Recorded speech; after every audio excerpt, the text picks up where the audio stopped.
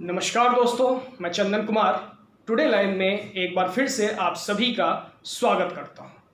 अगर मैं आपसे पूछूं कि भारत की सबसे बड़ी पार्टी कौन है, तो आप सभी एक सुर में एक आवाज में बोलेंगे कि भाई भारतीय जनता पार्टी भारत की सबसे बड़ी पार्टी है। भले ही आप उसको पसंद करें, भारत की सबसे बड़ी पार्टी भारतीय जनता पार्टी है। लेकिन क्या भारतीय जनता पार्टी को भारत के अलग अलग राज्यों में मुश्किलात का सामना करना पड़ रहा है या नहीं? या जहां बीजेपी की अपनी सरकार नहीं है, बीजेपी को चाहने वाले लोग नहीं हैं, जहां पे उनके बेस रूट लेवल कार्यकर्ता नहीं है, वहां पे बीजेपी क्या कार्य कर रही है? उत्तर क्षेत्र की बात करें, मीन्स नॉर्थ इंडिया की बात करें, तो नॉर्थ इंडिया में बीजेपी की पकड़ काफी मजबूत है। पश्चिम क्षेत्र की बात करें, वहां भी बीजेपी की पकड़ काफी मजबूत है। पूर्व ईस्टर्न पार्ट ऑफ इंडिया की बात करें, वहां भी बीजेपी धीरे धीरे अपनी पकड़ को मजबूत करती जा रही है। इसी क्रम में नॉर्थ ईस्ट में उसने अपना पकड़ काफी मजबूत बना लिया है। वेस्ट बंगाल की बात करें तो वेस्ट बंगाल में भी पहले से अच्छी स्थिति में है। वोट शेयर्स ज़्यादा हैं इनके पास, वोटर्स ज़्यादा हैं, चाहे जो भी इश्यू हो लोग जुड़ते जा रहे हैं। लेकिन दक्षिणी राज्यों में इनकी क्या पोजीशन है? दक्षिणी राज्यों में सिर्फ एक कर्नाटक है जहां इनकी सरकार है।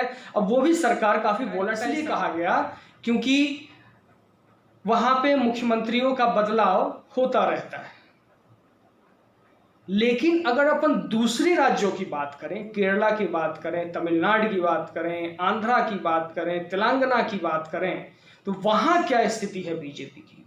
अगर यही सवाल मैं आपसे पूछूं कि इन 4 राज्यों में क्या स्थिति है, इन 5 राज्यों में, माफ कीजिएगा 5 राज्यों में क्या स्थिति है बीजेपी की, मीन्स आंध्र प्रदेश में, तेलंगाना में, तमिलनाडु में, केरला में और कर्नाटक में, तो आप सभी कहेंगे कि भाई कर्नाटक में इनकी सरकार है और चला रहे हैं, सरकार चला रहे हैं, पकड़ भी अच्छी हो रही है, कार्यकर्ता भी जुड़ रहे हैं और लोग इनसे जुड़ने की कोशिश कर रहे हैं। ठीक है, एक बिल्कुल बेसिक बात आप सब कहेंगे और ये सर्वमान्य है, लोग मानेंगे भी। लेकिन मैं 3 स्टेट की बात करूंगा अभी फिलहाल, क्योंकि चौथे स्टेट की जानकारी मेरे पास अभी ज़्यादा नहीं आ पाई है। इस कारण से मैं 3 स्टेट की ही बात करूंगा, तेलंगाना, आंध्र प्रदेश और तमिलनाडु की। तेलंगाना में क्या स्थिति है इनकी, मैंने कुछ नोट डाउन करके रखा हुआ है मेरे नोटबुक में। तेलंगाना की क्या स्थिति है, आखिर बीजेपी वहां पे क्या काम कर रही है और कैसे अपने आप को मजबूत कर रही है? जो विधानसभा चुनाव हुए थे आज से 4 साल पहले, 4 साढ़े 4 साल पहले जो विधानसभा चुनाव हुए थे, उसमें लगभग बीजेपी को जो वोट शेयर मिला था वो 12% का था। और अब जो 2019 में लोकसभा इलेक्शंस हुए हैं उसमें वोट परसेंटेज बढ़ के 19% हो गए। इस वजह से सांसदों की संख्या भी बढ़ गई। रेड्डी साहब हमारे वहाँ के एक मंत्री भी हैं केंद्र में, जी किशन रेड्डी नाम है उनका। अब ये काम कैसे कर रही है बीजेपी वहां पे? समझने वाली बात है कि आखिर जहां लैंग्वेज बैरियर है, बीजेपी को नॉर्थ की पार्टी या वेस्ट इंडिया की पार्टी कहा जाता है, वेस्टर्न साइड की पार्टी, आखिर वहां पे किस तरीके से जाके अपने पांव को मजबूत कर रही है, कार्यकर्ताओं को जोड़ रही है। जब मैंने पढ़ा, देखा, समझा तो कुछ पॉइंट्स मैंने देखे इसमें और मुझे लगा कि मुझे शेयर करना चाहिए, इससे सीख लेने की ज़रूरत है। एक वो पार्टी जो लगातार केंद्र में दो बार से सरकार बना रही है, भारत के बहुत सारे राज्यों में इनकी सरकार है, डायरेक्ट सरकार है, कहीं कहीं अलायंस भी है सरकारों के, अलग अलग पार्टियों के साथ, वो भी सरकार में है।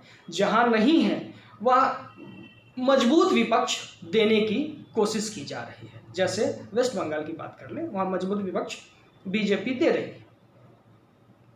जहां नहीं है, जैसे हरियाणा में अलायंस के साथ सरकार, अलग पार्टी के साथ मिलकर सरकार बनाया हुआ है। बिहार में बात कर लें, बिहार में भी दो पार्टियों के साथ मिलकर, 2 या 3 पार्टी के साथ मिलकर बीजेपी ने सरकार बनाया हुआ है। कुल मिला के वहाँ पे सरकारें, राज्य सरकार भी काम कर रही है।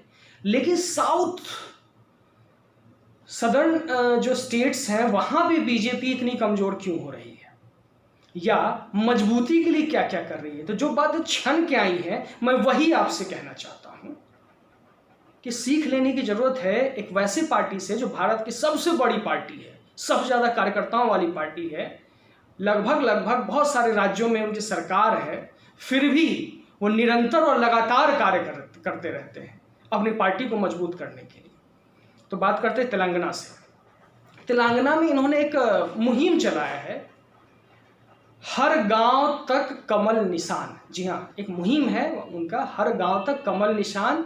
और ये मुहिम सुनने में आपको ये लग रहा होगा कि ठीक है, एक ऑटो में एक लाउड स्पीकर लगा होगा और दिन भर जो है गांव में, क्षेत्र में, शहर में वो ऑटो वाला लाउड स्पीकर लेके घूमता होगा, लेकिन ऐसा कुछ नहीं। उन्होंने बिल्कुल ट्रेडिशनल तरीका अपनाया है वॉल पेंटिंग का। तेलंगाना के लगभग सभी गांवों में कमल की पहुंच गांव के दीवारों तक हो चुकी है। इन्होंने वॉल पेंटिंग का सहारा लिया है। गांव के हर घर में जहां पे पेंट करते हैं, कमल का निशान बनाते हैं, बाकायदे परमिशन लेते हैं और उनको अपनी पार्टी से भी जोड़ने की कोशिश करते हैं। और इसी का परिणाम है कि 12% से के बाद 7% इनके जो वोटिंग परसेंटेज था, वोटर्स थे, ये बढ़ गए 2019 के लोकसभा इलेक्शंस में। और हर मंडल स्तर पे ये लगभग 150 से ज़्यादा लोगों की मीटिंग ले रहे हैं। अब सोचिए, 150 तो कहने की बात है, कहीं 100 भी हो सकता है, कहीं 80 भी हो सकता है, कहीं 500 भी हो सकते हैं। ऑन एन एवरेज हम मानिए कि 150 कार्यकर्ता इनके मंडल स्तर पे इनसे जुड़े हुए हैं। और ये एक बहुत पॉजिटिव चीज़ है बीजेपी के लिए, भारतीय जनता पार्टी के लिए। इतनी मजबूत पार्टी होने के बावजूद भी ये आराम करने के मूड में नहीं है। मीन्स जहां सरकार है वहां तो मजबूती के साथ सरकार बनाने में लगे हुए हैं, वहां जहां नहीं है वहां किसी भी तरीके से वोट परसेंटेज ज़्यादा से ज़्यादा लेने की कोशिश कर रहे हैं। तो तेलंगाना में इनका जो मेन मिशन है वो ये है कि गांव के हर एक घर के आसपास हमारे जो कमल छाप है, कमल का जो निशान है, वॉल पेंटिंग के माध्यम से दिखाई देने लगे। साथ ही साथ वोट परसेंटेज तो बढ़ ही गया है इनका और लगातार बढ़ता जा रहा है। अब जो विधानसभा इलेक्शंस होने हैं तेलंगाना में, उसमें इसका रिजल्ट बखूबी दिखेगा। और इसकी कह सकते हैं कि इसका जो आहट है वहाँ के जो मुख्य पार्टी है टीआरएस, तेलंगाना राष्ट्र समिति पार्टी, उसके जो हेड हैं उन्हें भी ये समझ में आ रहा है कि बीजेपी अब क्या खेल करने जा रही है यहाँ पे।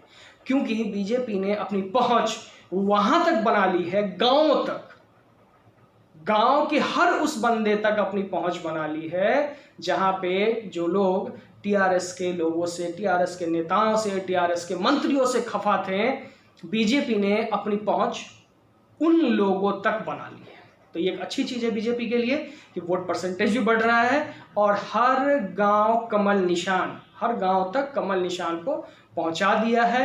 मंडल स्तर पर लगभग 150 से ज़्यादा समर्पित कार्यकर्ता हर एक बैठक में, और इस तरीके से जब 150 से ज़्यादा लोगों की बैठक होने लगेगी, सुनिश्चित हो जाएगी 150 से ज़्यादा लोग बैठ रहे हैं। मंडल स्तर के बाद ये ग्रामीण स्तर पर उतरेंगे, फिर बूथ स्तर पर उतरेंगे, फिर वहाँ पे राष्ट्रीय नेताओं का दौरा शुरू हो जाएगा, जिससे वहाँ पे जो कार्यकर्ता हैं, जो इनके वोटर्स होंगे, उनमें एक शक्ति का संचार हो। कुल मिलाकर के उन्हें लगे कि हाँ, दिल्ली ने भी हमारी परवाह की है। तो ये है तेलंगाना जीतने की भाजपा की नीति। पहला जो मिशन इनका चल रहा है कि हर गांव तक कमल निशान पहुंचेगा, जो पहुंच चुका है, इसका रिजल्ट 2019 के लोकसभा इलेक्शंस में देखने को मिल चुका है। और अब और ये एग्रेसिव तरीके से किया जा रहा है। साथ ही साथ हर मंडल में हर मंडल जो होता है, ब्लॉक लेवल मीटिंग्स जो होती है, उसमें 150 से ज़्यादा लोग बैठक सुनिश्चित कर रहे हैं, जो अच्छी चीज़ है। और आने वाले कुछ ही वक्त के बाद राष्ट्रीय नेताओं का दौरा होगा, कुल मिलाकर के कि जो लोग टीआरएस से नाराज हैं, जो लोग बीजेपी के कोर वोटर हैं, उन पर बीजेपी की पकड़ भी है और नज़र भी है। यहाँ बीजेपी जो स्टेट इनका नहीं था, जहाँ पे सरकार नहीं बना सकते थे, इनका ये ये कोशिश रहेगी कि हम सरकार बना पाएँ या ना बना पाएँ, लेकिन मजबूत विपक्ष जरूर दें, क्योंकि पॉलिटिक्स में 3 फेज होते हैं, पहला हारना, दूसरा हराना और तीसरा जीतना। तो बीजेपी फर्स्ट और सेकंड फेज से तेलंगाना से निकल चुकी है, या हो सकता है सेकंड फेज में हो। तो अब वहाँ पे मजबूत विपक्ष के लिए भारतीय जनता पार्टी पूर्ण रूपेण तैयार है।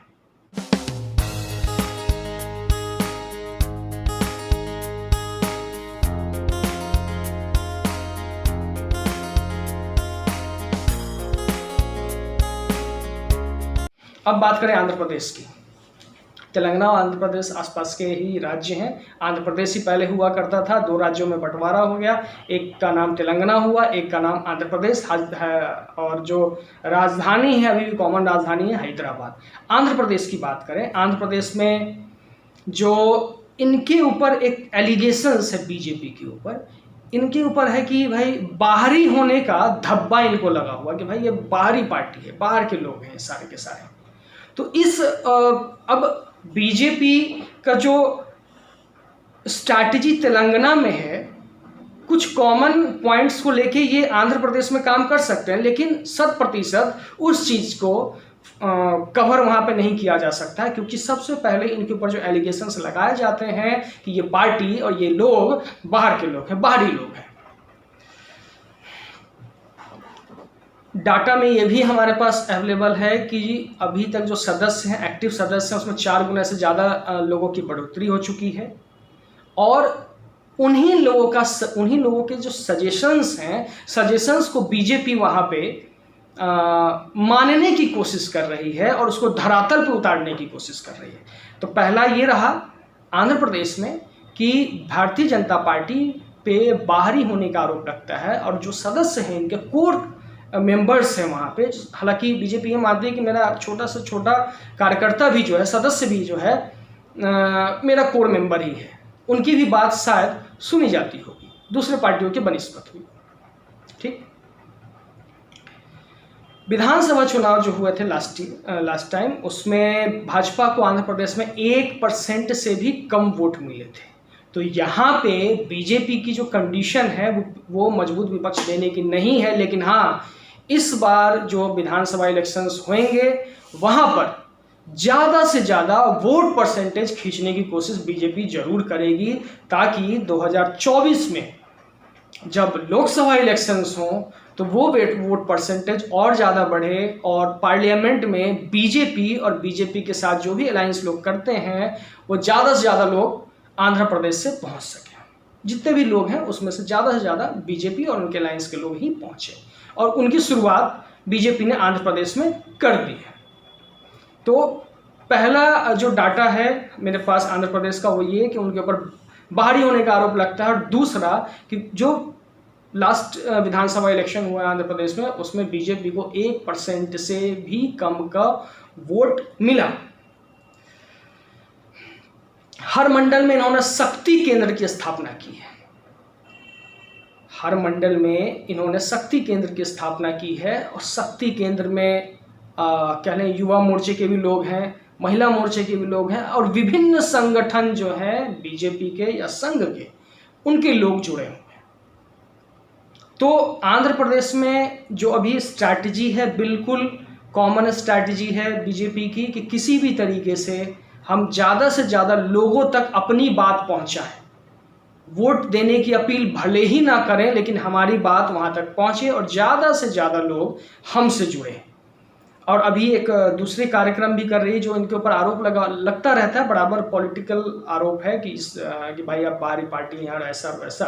तो उन्होंने इनका काट भी निकाला है कि जो लोकल महापुरुष हैं वहाँ के, जो उस राज्य के महापुरुष हैं, उनका जन्म दिवस मनाना हो गया, उनकी जयंती मनानी हो गई या कुछ इस तरह की एक्टिविटीज़ करनी हो गई, इसमें बीजेपी बढ़ चढ़ के हिस्सा ले रही है और ये कार्यक्रम वहाँ पे बहुत तेज गति से या कह लें द्रुत गति से करवा रही है। तो शक्ति केंद्र की स्थापना हर ब्लॉक पे करवाया जा रहा है। एक शक्ति केंद्र के अंदर 3-4 बूथ आता है। जैसे जैसे शक्ति केंद्र में लोग जुड़ते जाएंगे, संगठन के लोग जुड़ते जाएंगे, तो वो बूथ की तरफ मूव करेंगे। जब बूथ की तरफ मूव करेंगे तो सीधी सी बात है कि बूथ लेवल मैनेजमेंट जो है बीजेपी का, जिस तरह नॉर्थ पार्ट में करती है, वेस्ट पार्ट में करती है या ईस्ट पार्ट में करती है, तो वहाँ पे ये सक्सेस होते हुए दिखेगी। महापुरुषों का तो फेस्टिवल मनाएगी ही, जिससे इनके ऊपर जो दाग वहाँ का जो आरोप लगता है, वहाँ पे जो आरोप लग रहा है कि भाई आप बाहरी हैं, ये आरोप हटाने का बीजेपी को इससे अच्छा कोई उपाय नहीं दिख रहा है कि वहाँ पे जो भी महापुरुष रहे हों उनकी जयंती, उनका जन्म दिवस या जो भी इस तरह की एक्टिविटी है उसमें बीजेपी पीछे नहीं हट रही है। साथ ही साथ लोकल लोगों को ज़्यादा तरजीह दे रही है, उनके सुझावों पे अमल करने की कोशिश कर रही है। और एक बार फिर से मैं जितनी क्षेत्रीय पार्टी हैं उनको कहना चाहूँगा कि सीख ले बीजेपी से, लर्निंग लेने की टाइम, लर्निंग लेने का एक ये सबक है। आप लर्न कर सकते हैं, सबक ले सकते हैं कि किस तरीके से भारत की सबसे बड़ी पार्टी, जहाँ बहुत जगह इनकी सरकार है, केंद्र में सरकार है, फिर भी ये कोई भी चांस नहीं लेना चाहते हैं। आप सभी को इससे सबक लेना चाहिए, क्योंकि जब तक क्षेत्रीय पार्टी मजबूत नहीं होगी, लोकतंत्र में विपक्ष की भूमिका बहुत हल्की रहेगी। अभी के हिसाब से मैं इस बात को कह रहा हूं, क्योंकि क्षेत्रीय पार्टी धीरे धीरे अपनी शक्ति खोती जा रही है, उनकी शक्ति कमजोर होती जा रही है। कारण ये भी है क्षेत्रीय पार्टियों की कमजोर होने की, वन मैन पार्टी बनती चली जा रही है और है भी पारिवारिक पार्टी है, परिवार की पार्टी है, ना कि किसी संगठन की पार्टी है।